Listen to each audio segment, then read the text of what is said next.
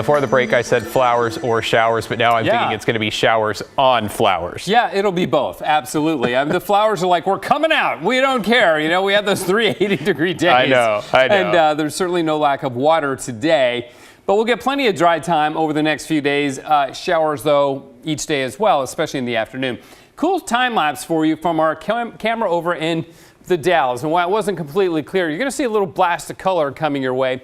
It's also showing that the onshore flow is beginning to increase. And look at this cloud, just kind of a standing wave cloud forming in place, never really going anywhere, forming and dissipating. But then you see the low clouds to the west, and we had that little blast of color. It was kind of cool to see.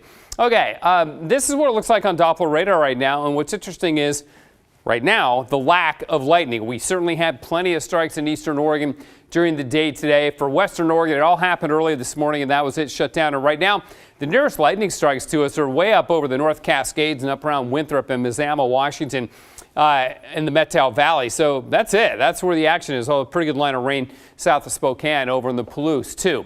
However, we have been drying out after having a really wet morning with the thunderstorms. Then it just sort of morphed into a widespread area of moderate to heavy rainfall. And we ended up with about a half an inch of rain here, a little bit more up in Hillsborough. In some places east of Salem and up towards the Cascades, picked up about an inch of rain there. So it really came down hard. Astoria also approaching an inch of rain, far less over in the gorge.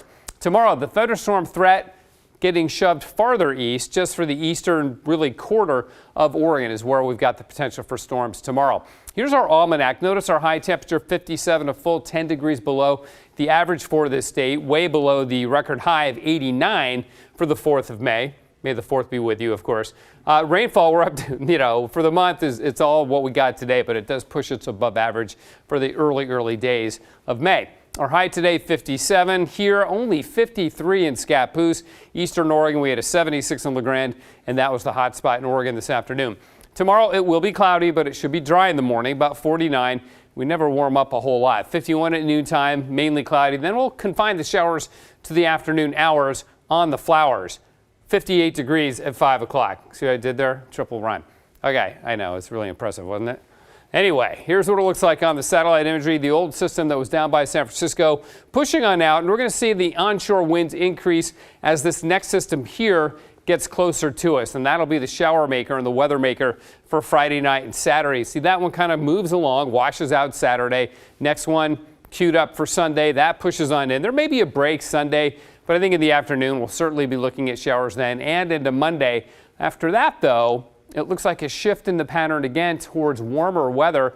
And to look at that, we'll look at the upper level wind pattern in just a minute. But before that happens, we may see some places in Oregon get upwards of an inch or so of rain, and not necessarily the usual suspects. I mean, look, 1.5 inches for LeGrand, Baker City, inch in Pendleton. Meanwhile, the western valleys, not as much. So it'll be interesting to see if it plays out that way with the rain coming in over the weekend, really, with these next two systems right here.